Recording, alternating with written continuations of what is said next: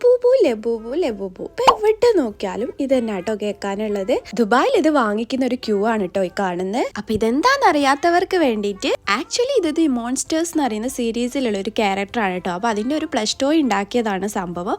പക്ഷെ അത് ഭയങ്കര ട്രെൻഡിങ് ആയിട്ടോ. കാരണം ഒരുപാട് സെലിബ്രിറ്റീസ് ഇതൊരു ബാഗിലെ ചാംസും അങ്ങനെയൊക്കെ ആയിട്ട് യൂസ് ചെയ്യാൻ തുടങ്ങി.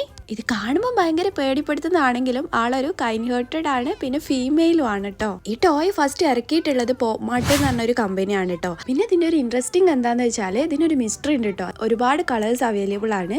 പക്ഷെ നമ്മളിത് വാങ്ങിക്കുന്ന സമയത്ത് നമുക്ക് അറിയില്ല കേട്ടോ നമ്മൾ വാങ്ങിച്ച കളർ ഏതാന്നുള്ളത്. അത് നമ്മൾ ഓപ്പൺ ചെയ്ത് നോക്കുമ്പോഴേ നമുക്ക് അറിയാൻ പറ്റുള്ളൂ.